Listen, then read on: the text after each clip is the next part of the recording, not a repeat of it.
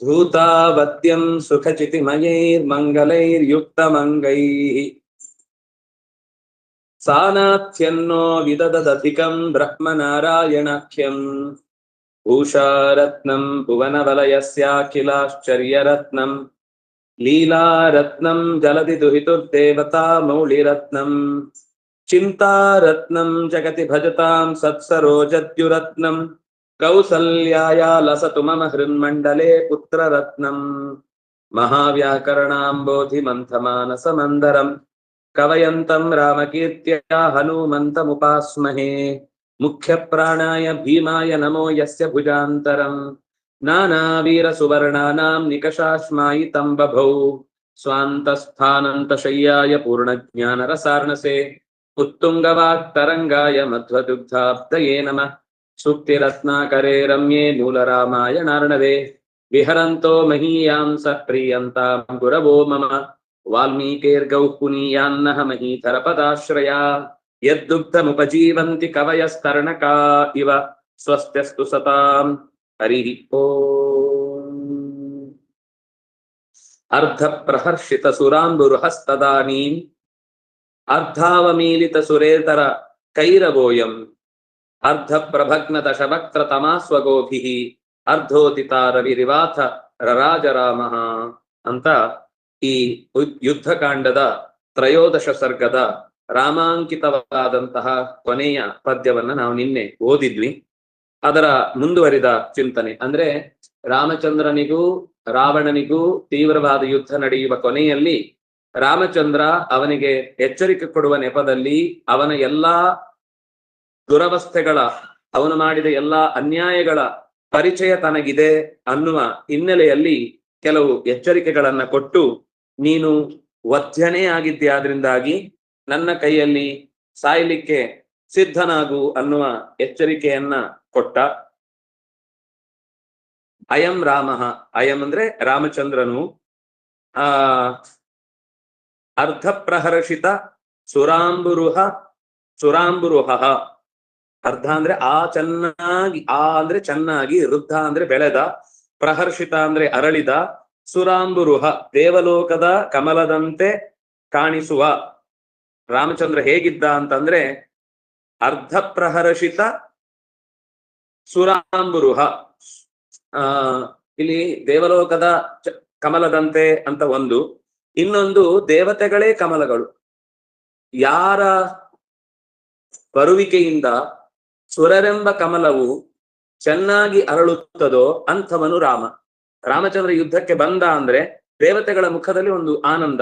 ಯಾಕಂದ್ರೆ ಇವನು ಬಂದ್ರೆ ದುರುಳರ ಅಟ್ಟಹಾಸ ಇಳಿದು ಹೋಗುತ್ತೆ, ದುರುಳರು ತಕ್ಷಣವೇ ಕೈ ಸೋತು ಹೋಗ್ತಾರೆ ಅಂತ. ಅಂತಹ ಚೆಲುವ ಯಾರು ರಾಮಚಂದ್ರ, ಅಂತಹ ಧೈರ್ಯ ತುಂಬುವವ. ಇನ್ನು ಅರ್ಧಾವಮೀಲಿತ ಸುರೇತರ ಕೈರವೋಯಂ, ಅರ್ಧ ಅವಮೀಲಿತ ಚಂದ್ರ ಜಾರಿ ಹೋದಾಗ ಕೈರವಗಳು ಅಂದ್ರೆ ನೈದಿಲೆಗಳು ಬಾಡಿ ಕೆಳಕ್ಕೆ ಹಿಂಗೆ ಬೆಂಡಾಗುತ್ತೆ. ಅರ್ಧ ಅಂದ್ರೆ ಇಲ್ಲಿ ಕಮ್ಮಿ ಅಂತ ಅರ್ಥ. ಆಗ ಆ ವೃದ್ಧ ಪ್ರಹರ್ಷಿತ, ಚೆನ್ನಾಗಿ ಪ್ರಹರ್ಷಿಸಿದ ಅಂತ. ಈಗ ಅರ್ಧ ಅಂದ್ರೆ ಅರ್ಧ ಬಾಡಿ ಹೋಗ್ಬಿಟ್ಟಿದೆ, ಮೊಗ್ಗಾಗ್ಬಿಟ್ಟಿದೆ. ಅವಮೀಲಿತ ಮುಚ್ಚಿಬಿಟ್ಟಿದೆ, ಅರ್ಧ ಮುಚ್ಚಿಕೊಂಡ. ಸುರೇತರ, ಸುರರ ಇತರ ಅಂದ್ರೆ ದೈತ್ಯರು, ಸುರೇತರರು ಅಂದ್ರೆ ದೈತ್ಯರು. ಕೈರವ ದೈತ್ಯರೆಂಬಂತಹ ನೈದಿಲೆಗಳನ್ನ ಬಾಡಿಸುವುದಕ್ಕೆ ಕಾರಣವಾದದ್ದು ಸೂರ್ಯ. ಕಮಲ ಅರಳುತ್ತೆ, ನೈದಿಲೆಗಳು ಕಮಲ ಇದು ಸೂರ್ಯ ಬಂದ್ರೆ ಮುದುಡಿ ಬಿಡುತ್ತೆ, ಚಂದ್ರ ಬಂದೆ ಅರಳುತ್ತೆ. ಆದ್ರೆ ಕಮಲ ಸೂರ್ಯನಿಗೆ ಅರಳುತ್ತೆ, ಚಂದ್ರನಿಗೆ ಮುದುಡುತ್ತೆ. ಇಲ್ಲಿ ಸೂರ್ಯನಾಗಿ ರಾಮಚಂದ್ರ ದೇವತೆಗಳ ಮುಖ ಕಮಲವನ್ನು ಅರಳಿಸಿದ್ರೆ ದೈತ್ಯರ ನೈದಿಲೆಗಳನ್ನು ಬಾಡಿಸಿದ. ಅರ್ಧ ಪ್ರಭಗ್ನ ದಶ ವಕ್ತ್ರ ತಮಾಹ, ಪ್ರಭಗ್ನ ಅಂದ್ರೆ ಆಗ್ಲೇ ನಾಶ ಹೊಂದಿದ. ಸ್ವಗೋಭಿಹಿ ಅರ್ಧ ಪ್ರಭಗ್ನ ದಶವಕ್ತ್ರ ತಮಾಹ, ತಮಸ್ಸು ಅಂದ್ರೆ ಕತ್ತಲೆ. ಚೆನ್ನಾಗಿ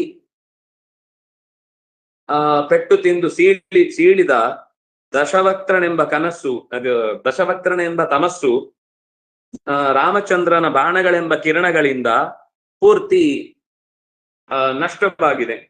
ಇನ್ನು ಅರ್ಧೋದಿತ ರವಿ ಇವ ರರಾಜ ರಾಮ. ಸೂರ್ಯ ಉದಯಿಸ್ತಾ ಇದ್ದಾನೆ, ರಾಮಚಂದ್ರ ಯುದ್ಧದಲ್ಲಿ ಗೆದ್ದು ಬೀಗುತ್ತಾ ಇದ್ದಾನೆ. ಗೆದ್ದು ಬೀಗುವಾಗ ಇರುವ ಒಂದು ಸಂಭ್ರಮವನ್ನ, ಸೌಂದರ್ಯವನ್ನ, ಆಗದ ಆ ಹೊತ್ತಿನ ಪ್ರಾಕೃತಿಕ ವಿಶೇಷತೆಗಳನ್ನ ಸೇರಿಸಿ ಈ ಪದ್ಯ ರಚನೆಯಾಗಿದೆ. ಸೂರ್ಯೋದಯ ಆಗುವಾಗ ಕತ್ತಲೆ ಹೋಗುತ್ತೆ,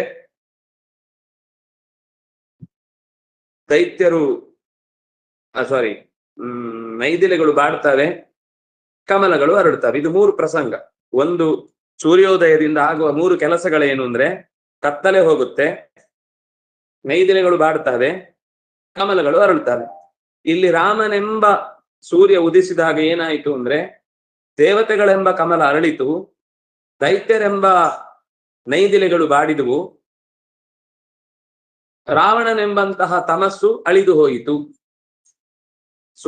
ಸೂರ್ಯೋದಯ ಆಗುವಾಗ ಆಗುವ ಮೂರು ಕೆಲಸವನ್ನ, ಸೂರ್ಯೋದಯ ಆಯ್ತು ಅಂದ್ರೆ ಕಮಲ ಅರಳುತ್ತೆ, ನೈದಿಲೆ ಬಾಡುತ್ತೆ, ಕತ್ತಲೆ ಹೋಗುತ್ತೆ. ದೇವತೆಗಳೆಂಬ ಕಮಲ ಅರಳಿತು, ದೈತ್ಯರೆಂಬ ನೈದಿಲೆಗಳು ಮುದುಡಿತು, ರಾವಣನೆಂಬಂತಹ ಕತ್ತಲೆ ನಾಶವಾಯಿತು ಅಂತ ರಾಮಚಂದ್ರನ ವರ್ಣನೆಯನ್ನ ಈ ಪದ್ಯದಲ್ಲಿ ಮಾಡ್ತಾರೆ ಅನ್ನುವಲ್ಲಿಗೆ 13ನೆಯ ಸರ್ಗ ಮುಕ್ತಾಯವಾಯಿತು. ಇತಿ ಶ್ರೀ ನಾರಾಯಣ ಪಂಡಿತಾಚಾರ್ಯ ವಿರಚಿತೆ ರಾಮಾಂಕೆ ಸಂಗ್ರಹ ರಾಮಾಯಣೆ ಯುದ್ಧಕಾಂಡೆ 13 ಸರ್ಗಃ ಇತ್ಯಾಚಾರ್ಯ ಗೋವಿಂದಸ್ಯ ಕೃತಿಷು ಶ್ರೀಮತ್ ಸಂಗ್ರಹ ರಾಮಾಯಣ ಟೀಕಾಯಾಂ ಸಂಗ್ರಹ ಚಂದ್ರಿಕಾಯಾಂ ಯುದ್ಧಕಾಂಡೆ 13 ಸರ್ಗಸ್ಯ ವಿವರಣಂ ಅಂತ ಅಲ್ಲಿ ಬಂತು. ಮುಂದಿನ ಅಧ್ಯಾಯ ಏನು ಹೇಳುತ್ತೆ ಅಂತ ನೋಡೋಣ. ಆಚಾರ್ಯರ ಮಾತಿನಲ್ಲಿ ನಾವು ಕುಮುದ ಅನ್ನುವ ಶಬ್ದಕ್ಕೆ ಬಿಳಿ ನೈದಿಲೆ ಅನ್ನೋ ಒಂದು ವಿಶೇಷ ಅರ್ಥವನ್ನ ಹೇಳಿದ್ದಾರೆ. ರಾವಣ ಹತನಾದ, ದೈತ್ಯರು ಮೂರ್ಛಿತರಾದ್ರು, ದೇವತೆಗಳು ಎದ್ದು ನಿಂತರು. ಇಷ್ಟಕ್ಕೂ ಕಾರಣ ಸೂರ್ಯನ ಕಿರಣಗಳು, ಇಲ್ಲಿ ರಾಮನ ಬಾಣಗಳು.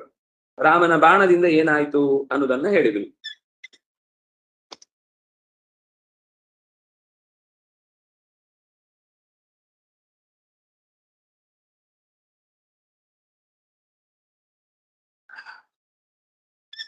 ಮುಂದೆ ಉಷಾ ಅವರು ಹೇಳ್ತೀರಾ?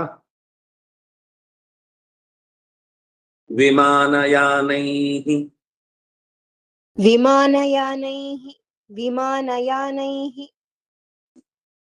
ವಿಬುಧೈರ್ದ್ವಿಜೈಶ್ಚ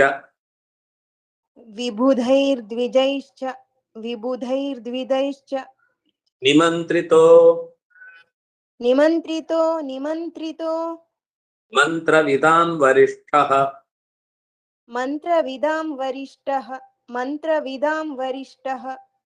ವ್ಯೋಮ್ನೋವತೀರ್ಯ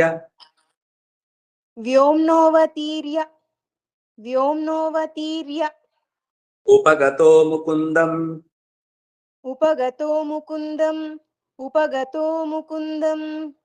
ಉವಾಚ ವಾಚಂ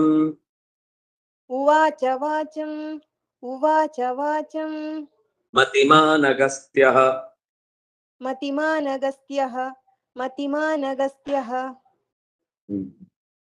ರಾಮಸೂರ್ಯ ರಾವಣನೆಂಬ ತಮಸ್ಸನ್ನು ಗೆಲ್ಲುವ ಪ್ರಸಂಗದಲ್ಲಿ ದೇವತೆಗಳ ಗುಂಪಿನಲ್ಲಿರುವಂತಹ ಋಷಿಗಳೆಲ್ಲ ಸೇರಿ ಅಗಸ್ತ್ಯರನ್ನ ತಮ್ಮ ಅಭಿಪ್ರಾಯವನ್ನ ನಿವೇದನೆ ಮಾಡುವುದಕ್ಕೋಸ್ಕರ ಕಳುಹಿಸಿದರು. ಹಾಗೆ ಬಂದವರು ಅಗಸ್ತ್ಯರು ಮುಕುಂದನನ್ನ ಕುರಿತು ಅಂದ್ರೆ ರಾಮಚಂದ್ರನನ್ನ ಕುರಿತು ಮಾತನಾಡಿದ್ರು ಅನ್ನೋದು ಮುಂದಿನ ಸರ್ಗದಲ್ಲಿ ಬಂದ ಆರಂಭದ ವಿಷಯ. ವಿಮಾನಯಾನೈಃ ವಿಬುಧೈಃ ದ್ವಿಜೈಃ ನಿಮಂತ್ರಿತಃ ಅಗಸ್ತ್ಯಃ ಕಃ ಸಃ ಮಂತ್ರವಿದಾಂ ವರಿಷ್ಠಃ ವ್ಯೋಮ್ನವಃ ಅವತೀರ್ಯ ಮುಕುಂದಂ ಉಪಗತಃ ವಾಚಂ ಉವಾಚ. ಯಾನ ಅಂದ್ರೆ ವಾಹನ, ವಿಮಾನಯಾನ ಅಂದ್ರೆ ಆಕಾಶದಲ್ಲಿ ಚಲಿಸುವಂತಹ ವಾಹನಗಳನ್ನ ಇಟ್ಟುಕೊಂಡು ಓಡಾಡುತ್ತಿರುವ ವಿಬುಧರು ಅಂದ್ರೆ ದೇವತೆಗಳು. ವಿಬುಧರಿಂದ, ದೇವತೆಗಳಿಂದ ನಿಮಂತ್ರಿತ, ನೀವು ಈ ಕೆಲಸ ಮಾಡ್ಲೇಬೇಕು ಅಂತ ಒತ್ತಾಯ ಮಾಡಿ ಹೇಳುವುದನ್ನ ನಿಮಂತ್ರಣ ಅಂತ ಹೇಳುದು.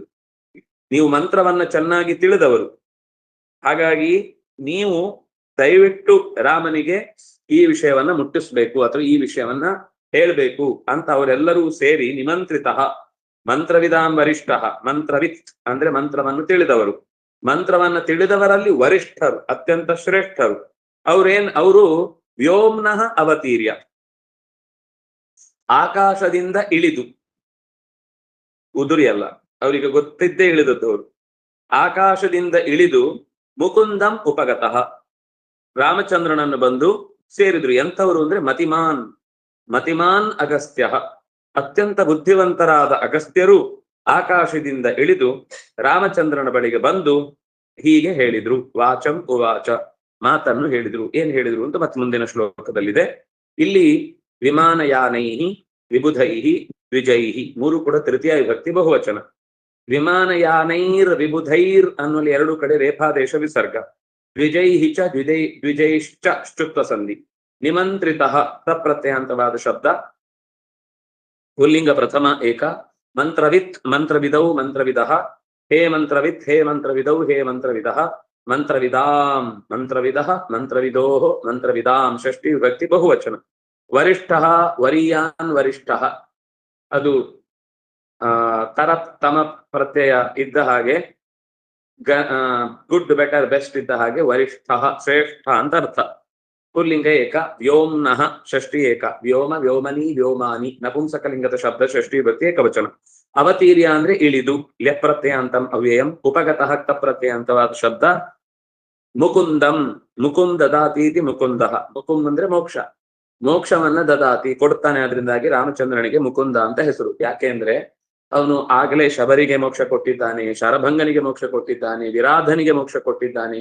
ಅವರವರಿಗೆ ಅಲ್ಲಲ್ಲಿಯೇ ಬೇರೆ ಯಾವ ರೂಪದಲ್ಲೂ ಹೀಗೆ ಮೋಕ್ಷ ನೇರವಾಗಿ ಕೊಟ್ಟದ್ದಿಲ್ಲ. ರಾಮಚಂದ್ರ ಅನ್ನೋದು ವಾಸುದೇವ ರೂಪ, ಅದು ಮುಕುಂದ ರೂಪ ಅನ್ನೋದನ್ನ ಇಲ್ಲಿ ನಾರಾಯಣ ಪಂಡಿತರು ಅತ್ಯಂತ ಸುಂದರವಾಗಿ ವಿವರಿಸಿದ್ದಾರೆ. ಉವಾಚ ಹೇಳಿದನು, ವಚ ಪರಿಭಾಷಣೆ ಲಿಟ್. ವಾಚಂ ದ್ವಿತೀಯ ಏಕ. ವಾಕ್ ವಾಚ ಉವಾಚ. ಮತಿಮಾನ್ ಮತು ಪ್ರತ್ಯಯಾಂತವಾದ ಶಬ್ದ ಪುಲ್ಲಿಂಗ ಪ್ರಥಮ ಏಕ. ಅಗಸ್ತ್ಯ ಪುಲ್ಲಿಂಗ ಪ್ರಥಮ ಏಕ. ಸುಧಾ ಅವರು ಹೇಳಿ. ಲೀಲಾಭಿರೇತಾಭಿ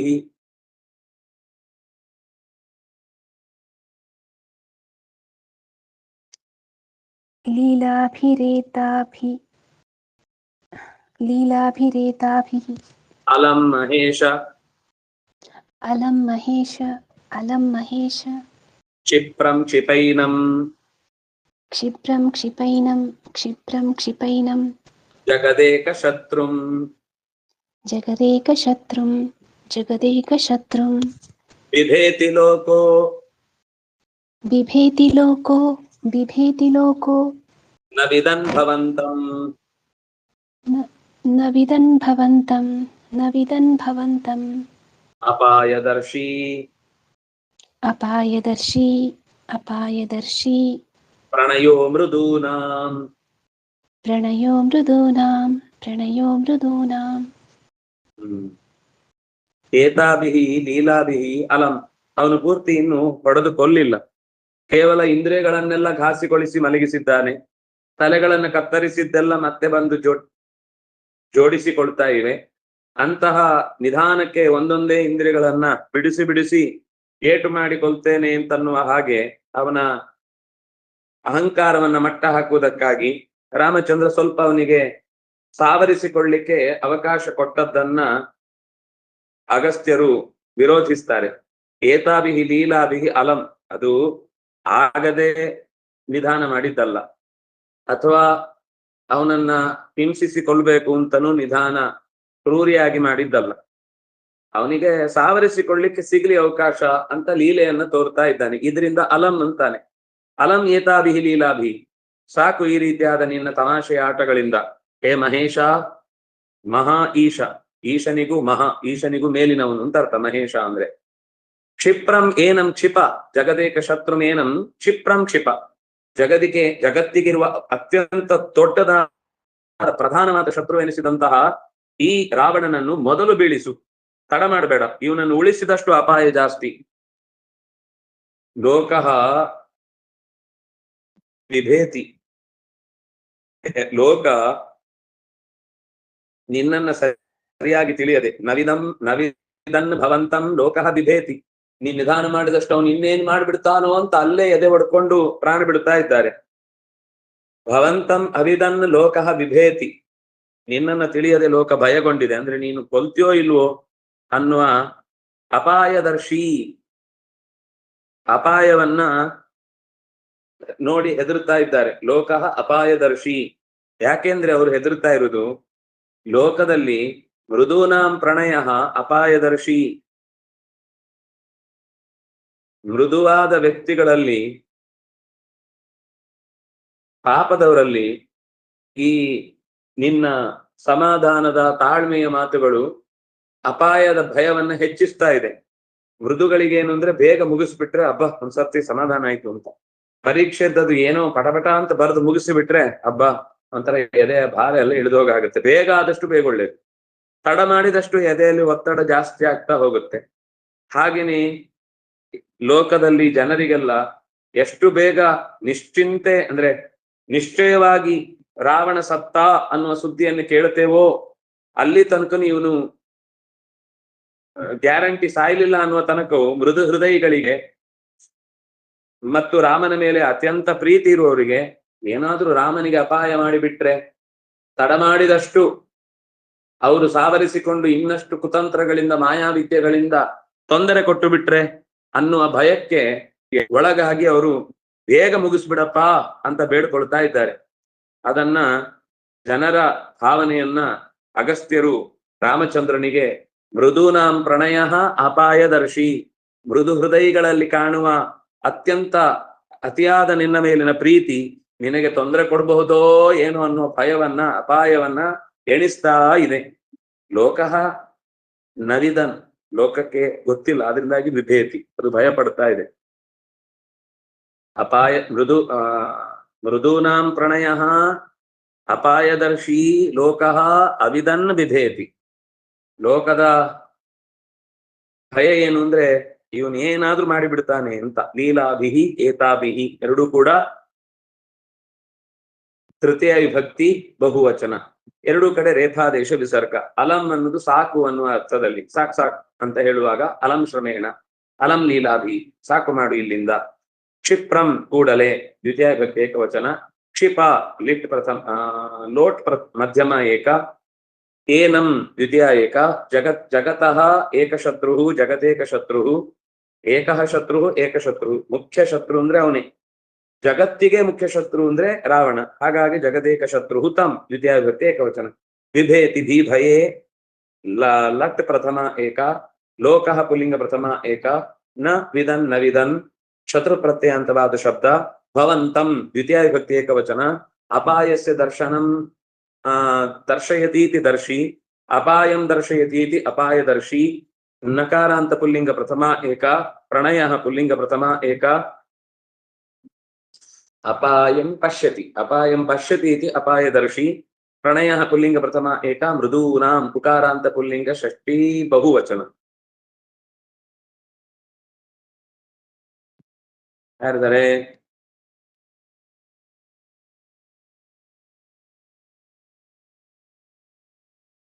ಹೇಳ ಹಾ ಹೇಳ್ತೀರಾ? ಸರಿ.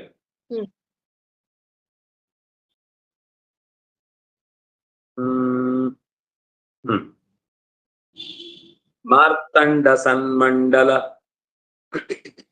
ಮಾರ್ತಂಡ ಸನ್ಮಂಡಲ. ಮಾರ್ತಂಡ ಸನ್ಮಂಡಲ. ಮಧ್ಯವೃತ್ತಂ. ಮಧ್ಯವೃತ್ತಂ. ಮಧ್ಯವೃತ್ತಂ. ನಾರಾಯಣಂ. ನಾರಾಯಣಂ. ನಾರಾಯಣಂ. ಭಕ್ತಪರಾಯಣಂ ತ್ವಂ ತ್ವಾಂ. ಭಕ್ತಪರಾಯಣಂ ತ್ವಾಂ. ಭಕ್ತಪರಾಯಣಂ ತ್ವಾಂ. ಸಂಸೇವ್ಯ ದಿವ್ಯಸ್ತುತಿ. ಸಂಸೇವ್ಯ ದಿವ್ಯಸ್ತುತಿ. ಸಂಸೇವ್ಯ ದಿವ್ಯಸ್ತುತಿ. ಸ್ತುತಿಭಿಹಿ ಆಗುತ್ತೆ. ಸಂಸೇವ್ಯ ದಿವ್ಯ. ಸಂಸೇವ್ಯ ದಿವ್ಯ. ಸಂಸೇವ್ಯ ದಿವ್ಯ. ಸ್ತುತಿಭಿರ್ಜನೋಯಂ. ಸ್ತುತಿರ್ವಿರ್ಜನೋಯಂ. ಸ್ತುತಿಭಿರ್ಜನೋಯಂ. ಸರ್ವೋಪಿ ಸರ್ವಂ ಸರ್ವೋಪಿ ಸರ್ವಂ ಸರ್ವೋಪಿ ಸರ್ವಂ ಪುರುಷಾರ್ಥಮೇತು ಪುರುಷಾರ್ಥಮೇತು ಪುರುಷಾರ್ಥಮೇತು. ಶ್ರೀರಾಮಚಂದ್ರನನ್ನ ಕುರಿತು ಅಗಸ್ತ್ಯರು ಹೇಳುವ ಮಾತು ರಾಮಾಯಣದಲ್ಲಿ ಬಂದ ಇಡೀ ಆದಿತ್ಯ ಹೃದಯದ ತಾತ್ಪರ್ಯವನ್ನ ಇಲ್ಲಿ ಈ ಶಬ್ದದಿಂದ ನಿರೂಪಣೆ ಮಾಡ್ತಾ ಇದ್ದಾರೆ ಅಗಸ್ತ್ಯರು. ನೀನು ಆದಿತ್ಯನಲ್ಲಿರುವಂತಹ ಮಾರ್ತಂಡ ಸನ್ಮಂಡಲ ಮಧ್ಯವೃತ್ತಂ, ಆದಿತ್ಯ ಹೃದಯ ಅಷ್ಟನ್ನು ಪಾರಾಯಣ ಮಾಡ್ಲಿಕ್ಕೆ ಆಗುದಿಲ್ಲ ಅನ್ನೋರಿಗೆ ಈ ಒಂದು ಶ್ಲೋಕ ನಿತ್ಯ ಪಾರಾಯಣ ಮಾಡಿದ್ರೆ ಆದಿತ್ಯ ಹೃದಯ ಪಾರಾಯಣ ಮಾಡಿದ್ದೇ ಫಲ. ಯಾಕಂದ್ರೆ ಅದರದ್ದೇ ಎಸೆನ್ಸ್ ಅನ್ನ ಈ ಸಾರ ಹೇಳುತ್ತೆ. ಅದನ್ನ ಬಿಡ್ಬೇಕು ಅಂತ ಅರ್ಥ ಅಲ್ಲ, ಅದು ಮಾಡಿದ್ರೆ ವಿಶೇಷ ಪುಣ್ಯ. ಮಾಡುವುದನ್ನ ಬಿಡದಂತೆ ತಪ್ಪಿಸ್ಲಿಕ್ಕೆ ಅಥವಾ ಮಾಡುವ ಮೊದಲಿಗೆ ಕೊನೆಗೆ ಈ ಶ್ಲೋಕವನ್ನು ಸೇರಿಸಿಕೊಂಡ್ರೆ ಆ ಮಂತ್ರಕ್ಕೆ ಇನ್ನೂ ಪೂರ್ಣವಾದ ಬಲ ಬರುತ್ತೆ. ಯಾಕೆಂದ್ರೆ ಇದರಲ್ಲಿ ನಿಜವಾದ ಅರ್ಥ ಏನು? ಯಾಕೆಂದ್ರೆ ರಾಮಾಯಣದ ಆದಿತ್ಯ ಹೃದಯದಲ್ಲಿ ಕೆಲವೊಂದು ಸರ್ತಿ ಕೆಲವು ಅಭಿಪ್ರಾಯಗಳಲ್ಲಿ ತಪ್ಪು ಕಲ್ಪನೆ ಬರುವ ಸಾಧ್ಯತೆಗಳಿವೆ. ಅದನ್ನ ಈ ಶ್ಲೋಕ ವ್ಯಾಖ್ಯಾನ ಮಾಡಿ ಅದರ ಇಡೀ ವಿವರಣೆಯನ್ನ ಒಂದೇ ಸಾಲಿನಲ್ಲಿ ಹೇಳುತ್ತೆ. ಮಾರ್ತಂಡ ಸನ್ಮಂಡಲ ಮಧ್ಯವೃತ್ತಂ. ಮಾರ್ತಂಡ ಅಂದ್ರೆ ಮೃತಂಡನ ಮಗ. ಮೃತಂಡ ಅಂತ ಇವನ ತಂದೆ. ಹುಟ್ಟುವಾಗ್ಲೇ ಸತ್ತು ಹುಟ್ಟಿತು ಅಂತನ್ನುವ ಹಾಗೆ ಮೃತ ಅಂಡ. ಅವನ ಮಗ ಮಾರ್ತಂಡ. ಮಾರ್ತಂಡನ ಸನ್ಮಂಡಲ ಅಂದ್ರೆ ಆಕಾಶದಲ್ಲಿ ಕಾಣುವ ಗೋಲ, ಅದರ ಮಧ್ಯದಲ್ಲಿ ವೃತ್ತ ಇರುವ, ಆಕಾಶದಲ್ಲಿ ಕಾಣುವ ಸೂರ್ಯಮಂಡಲದ ಮಧ್ಯವರ್ತಿಯಾಗಿರುವ ನಾರಾಯಣಂ, ನಾರಾಯಣನನ್ನು ಭಕ್ತಪರಾಯಣಂ, ಭಕ್ತರಿಗೆ ರಕ್ಷಣೆಯನ್ನು ನೀಡುವಂತಹ ತ್ವಾಂ ನಿನ್ನನ್ನು ಸಂಸೇವ್ಯ ಸೇವಿಸಿ ದಿವ್ಯ ಸ್ತುತಿದಿಹಿ ದಿವ್ಯವಾದ ಸ್ತುತಿಗಳಿಂದ ಅಯಂ ಜನಃ ಈ ವ್ಯಕ್ತಿಯು ಸರ್ವೋಪಿ ಸರ್ವಂ ಎಲ್ಲರೂ ಎಲ್ಲ ಬಗೆಯ ಪುರುಷಾರ್ಥಗಳನ್ನು ಏತು ಹೊಂದಲಿ ಅಂತ ನೀನು ಪ್ರಾರ್ಥಿಸ್ಬೇಕು ಅಂತ ರಾಮಚಂದ್ರನಿಗೆ ಆದಿತ್ಯ ಹೃದಯವನ್ನ ಬೋಧಿಸಿದ. ಆದಿತ್ಯ ಹೃದಯ ಅಂದ್ರೆ ಏನರ್ಥ? ಆದಿತ್ಯನ ಹೃದಯದಲ್ಲಿ ಇರುವ ಭಗವಂತನ ಚಿಂತನೆಯನ್ನೇ ಮಾಡಿದ್ದು. ಆದಿತ್ಯ ಅವನ ಹೃದಯದಲ್ಲಿ ಯಾರಿದ್ದಾರೆ ಅಂದ್ರೆ ನಾರಾಯಣನೇ ಇರುವುದು. ಹಾಗಾಗಿ ಭಕ್ತರಿಗೆ ಪರಾಯಣ ಮುಖ್ಯ ಆಶ್ರಯನಾದಂತಹ ನಾರಾಯಣನನ್ನು ದಿವ್ಯ ಸ್ತುತಿಗಳಿಂದ ಎಲ್ಲ ದೇವತೆಗಳು ಸ್ತುತಿ ಮಾಡುತ್ತಾ ಇದ್ದಾರೆ. ಅಂತಹ ಭಗವಂತನನ್ನು ಸೂರ್ಯನಲ್ಲಿ ಯಾರು ನಿಂತು ನಿತ್ಯ ಉಪಾಸನೆ ಮಾಡುತ್ತಾನೋ ಅವನಿಗೆ ಎಲ್ಲ ರೀತಿಯ ಧರ್ಮ ಅರ್ಥ ಕಾಮ ಮೋಕ್ಷ ಮೊದಲಾದ ಸರ್ವ ವಿಧವಾದ ಪುರುಷಾರ್ಥವೂ ಕೂಡ ಲಭತು ಏತು ಸಿಗಲಿ. ಆದ್ರಿಂದಾಗಿ ನೀನು ಕೂಡ ಸಜ್ಜನರ ಶಿಕ್ಷಣಕ್ಕೋಸ್ಕರವಾಗಿ ಸೂರ್ಯಮಂಡಲ ಮಧ್ಯದಲ್ಲಿ ನೆಲೆಸಿರುವ ನಾರಾಯಣನನ್ನ ಈ ಸ್ತುತಿಯ ಮೂಲಕ ಪ್ರಾರ್ಥನೆ ಮಾಡಿ ಲೋಕಕ್ಕೊಂದು ಉಪದೇಶ ಕೊಡು. ಯಾಕಂದ್ರೆ ನೀನ್ ಮಾಡಿದ್ರೆ ಲೋಕದಲ್ಲಿ ಎಲ್ಲರೂ ಮಾಡ್ತಾರೆ, ನೀನ್ ಮಾಡದೇ ಇದ್ರೆ ಅಯ್ಯೋ ರಾಮನೇ ಮಾಡಿಲ್ಲ ನಾವ್ಯಾಕೆ ಮಾಡ್ಬೇಕು ಅಂತ ಪ್ರಶ್ನೆ ಬರುತ್ತೆ. ಅದಕ್ಕೋಸ್ಕರ ನೀನು ಮಾಡಿ ತೋರಿಸಿದ್ರೆ ಜಗತ್ತು ಅದನ್ನು ಒಪ್ಪಿಕೊಳ್ಳುತ್ತೆ, ಮುಂದೆ ಅದಕ್ಕೊಂದು ಪ್ರಸಿದ್ಧಿ ಬರುತ್ತೆ. ನೀನು ಮಾಡಿದ್ದಕ್ಕೋಸ್ಕರನೇ ಜಗತ್ತಿನಲ್ಲಿ ಎಲ್ಲರೂ ಕೂಡ ಆಮೇಲೆ ಅದನ್ನ ಅನುಸರಿಸುತ್ತಾರೆ.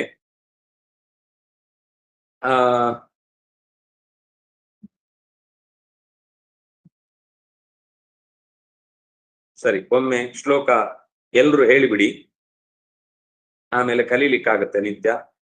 ಮಾರ್ತಂಡ ಸನ್ಮಂಡಲ ಮಧ್ಯವೃತ್ತಂ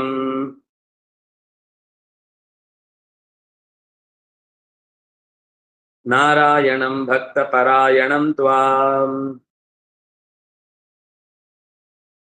ಸಂಸೇವ್ಯ ದಿವ್ಯ ಸ್ತುತಿಭಿರ್ಜನೋಯಂ ಸರ್ವೋಪಿ ಸರ್ವಂ ಪುರುಷಾರ್ಥಮೇತು.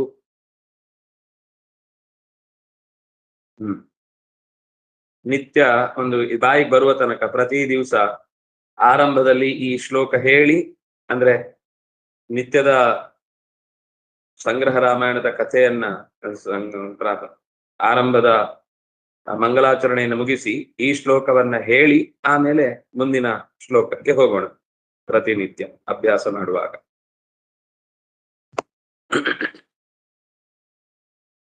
ಹರಿ ಓಂ ಸರ್. ಹೇಳಿ. ಅದೇ ದಿನ ತುಳಸಿ ಪೂಜೆ ಮಾಡ್ಬೇಕಾದ್ರೆ ಸೂರ್ಯನ್ ನಮಸ್ಕಾರ ಮಾಡ್ಕೋತೀವಿ. ಹೌದು. ಕುಸುಮ ಸಂಕಾಶಮ ಉದಯೇತು ಹಿರಣ್ಮಯ್ಯನ ಪಾತ್ರನ ಹೇಳ್ಕೊತೀವಿ. ಹೌದು ಅದ್ ಅರ್ಘ್ಯ ಬಿಡ್ಬೇಕಾ ನಾವುಗಳು ಹಂಗೇನಿಲ್ಲ? ಹೌದು ಅರ್ಗೆ ಬಿಡ್ಬೇಕು. ಅಂದ್ರೆ ಅದ ಸುಮ್ನೆ ಹಂಗೆ ನೆಲದ ಮೇಲೆ ಹಂಗೆ ಬೀಳುತ್ತಲ್ವಾ, ಅವಾಗ ಪರವಾಗಿಲ್ವಾ ಅದನ್ನ ತುಳಿಯೋದು ಎಲ್ಲ ಮಾಡಿದ್ರೆ? ಅಲ್ಲ, ತುಳಸಿ ಗಿಡದ ಬುಡದಲ್ಲೇ ಬಿಡುದು. ಹಂಗೆ ದೇವ್ರಿಗೆ ತೋರ್ಸು ಹಂಗೆ ಬಿಟ್ಬಿಡದ? ಹೌದು. ಹ್ಮ್, ಸರಿ ಸರಿ.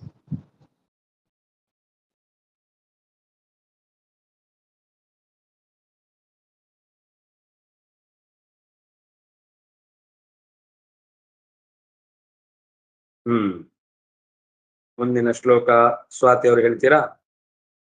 ಇತ್ಯುಕ್ತ ಈಶೇ ಈಶೋ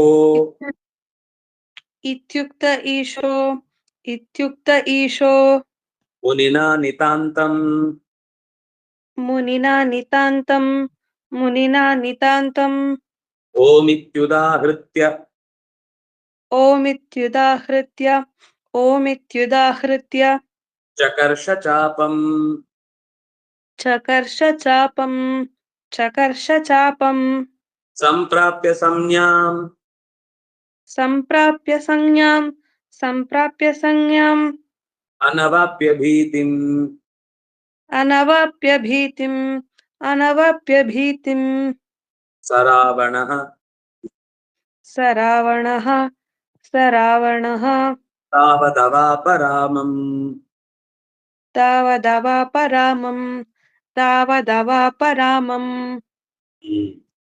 ಮುನಿ ಅಗಸ್ತ್ಯರು ಶ್ರೀರಾಮಚಂದ್ರನ ಹತ್ರ ಈ ಮಾತು ಹೇಳಿದಾಗ, ಅಂದ್ರೆ ಈ ಸ್ತೋತ್ರವನ್ನ ಪಾರಾಯಣ ಮಾಡು, ಇದರಿಂದ ಲೋಕಕ್ಕೆ ಶಿಕ್ಷಣೆ ಆಗತ್ತೆ ಅಂತ ಹೇಳಿದಾಗ, ರಾಮಚಂದ್ರ ಓ ಇತ್ಯುದಾಹೃತ್ಯ ಆಯ್ತು ಅಂತ ಹೇಳಿ ಚಾಪಂ ಚಕರ್ಷ ತನ್ನ ದಿಲ್ಲನ್ನ ಹಿಡಿದೆಳೆದ.